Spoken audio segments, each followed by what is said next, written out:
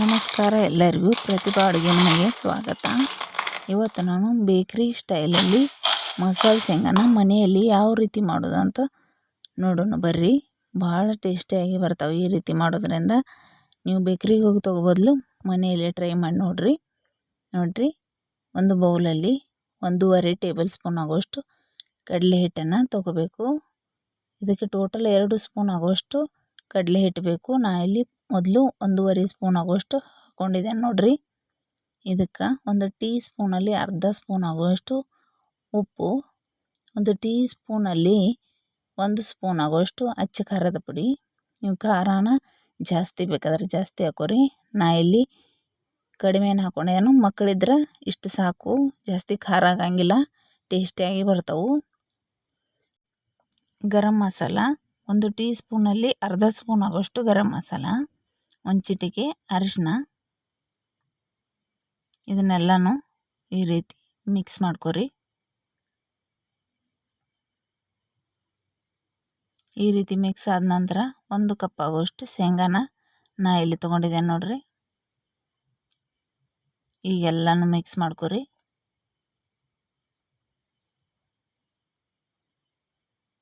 ಈ ರೀತಿ ಎಲ್ಲನೂ ಮಿಕ್ಸ್ ಮಾಡ್ಕೋಬೇಕು. ಹಿಟ್ಟು ಕಡಿಮೆ ಅನಿಸಿದ್ರೆ ನೀವು ಮೇಲೆ ಒಂದು ಅರ್ಧ ಸ್ಪೂನ್ ಆಗೋಷ್ಟು ಹಿಟ್ಟನ್ನು ಹಾಕೋಬೇಕು. ಇದಕ್ಕೀಗ ಕಲರ್ ಆಪ್ಷನ್ನು ನಿಮಗೆ ಬೇಕಿದ್ರೆ ಹಾಕೋರಿ, ಇಲ್ಲ ಅಂದ್ರೆ ಬೇಡ. ನಾ ಇಲ್ಲಿ ಕಲರ್ಫುಲ್ಲಾಗಿ ಕಾಣಲಿ ಅಂತ ಕಲರ್ ಹಾಕ್ಕೊಂಡಿದ್ದೆ ನೋಡಿರಿ. ನೀರು ಹಾಕೋಬೇಕು. ನೀರನ್ನು ಇದೇ ರೀತಿ ಸ್ವಲ್ಪ ಹಾಕೋಬೇಕು.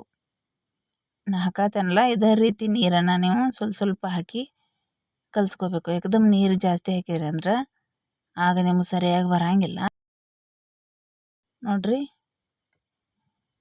ಈ ರೀತಿ ನೀರನ್ನು ಹಾಕಿ ಮಿಕ್ಸ್ ಮಾಡ್ಕೊರಿ.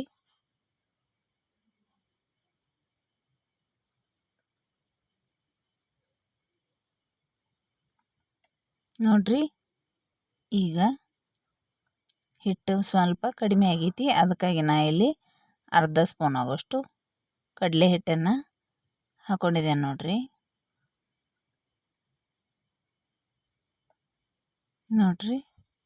ಸ್ವಲ್ಪ ನೀರು ಹಾಕೋರಿ. ಇದೇ ರೀತಿ ನೀವು ಕಲಿಸಿ ತಗೋಬೇಕು.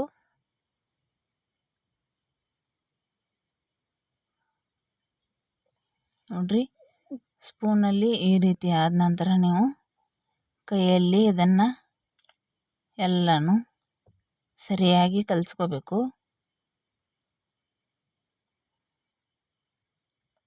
ಈ ರೀತಿ ಕೈಲಿ ಕಲಿಸಿ ಈ ರೀತಿ ಎಲ್ಲನೂ ಎಲ್ಲ ಕಡೆನೂ ಬಿಡಿ ಬಿಡಿಯಾಗಿ ಇಟ್ಕೊಂಡ ಒಂದು 10 ನಿಮಿಷ ಇದನ್ನು ಇದೇ ರೀತಿ ನೀವು ಬಿಡಬೇಕು. 10 ನಿಮಿಷ ಆದ ನಂತರ ಕಾದಿರೋ ಎಣ್ಣೆಯಲ್ಲಿ ಈ ರೀತಿ ಒಂದೊಂದಾಗಿ ಕೈಯಿಂದ ಬಿಡಬೇಕು. ಇಲ್ಲಾಂದ್ರೆ ನೀವು ಸ್ಪೂನ್ನಿಂದ ಬಿಡ್ರಿ. ಈ ರೀತಿ ಕೈಯಲ್ಲಿ ಒಂದೊಂದಾಗಿ ಬಿಡಬೇಕು.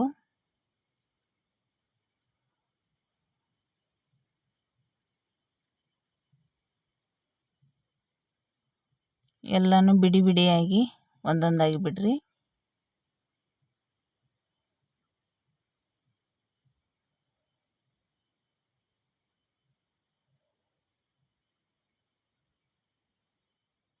ಎಣ್ಣೆ ಬಿಸಿಯಾಗಿರಬೇಕು. ಆನಂತರ ನೀವು ಗ್ಯಾಸನ್ನು ಸ್ಲೋ ಆಗಿಟ್ಟ ಇದನ್ನು ಫ್ರೈ ಮಾಡ್ಕೋಬೇಕು. ಇದೇ ರೀತಿ ಎಲ್ಲನೂ ಒಂದೊಂದಾಗಿ ಬಿಟ್ಕೊರಿ.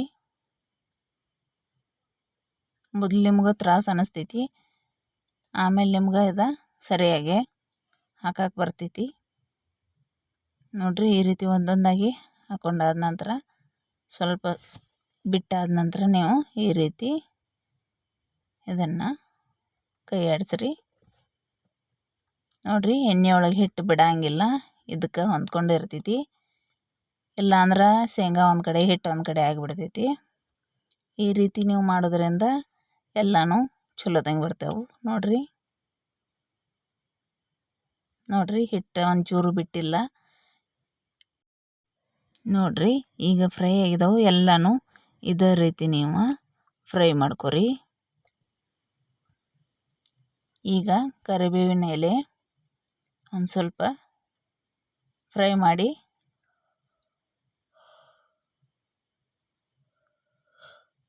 ಒಂದು ಸ್ವಲ್ಪ ಫ್ರೈ ಆದ ನಂತರ ತಕ್ಕೋರಿ. ನೋಡ್ರಿ ಎಲ್ಲ ಶೇಂಗಾನು ಇದೇ ರೀತಿ ಫ್ರೈ ಮಾಡ್ಕೊಂಡೆ ನೋಡ್ರಿ ಯಾವ ರೀತಿ ಆಗಿದಾವಂತ. ಒಂಚೂರು ಹಿಟ್ಟು ಬಿಟ್ಟಿಲ್ಲ, ಶೇಂಗಾನು ಚಲೋದಂಗೆ ಹಿಟ್ಟನ್ನು ಹಿಡ್ಕೊಂಡವು, ಕ್ರಿಸ್ಪಿಯಾಗಿ ಬಂದವು ನೋಡ್ರಿ. ನೋಡ್ರಿ ಮಸಾಲೆ ಶೇಂಗಾ ಎಷ್ಟು ಚಲೋ ರೆಡಿ ಆಗಿದಾವಂತ. ಒಂದ್ಸಲ ನೀವು ಇದನ್ನು ಟ್ರೈ ಮಾಡಿ ನೋಡ್ರಿ.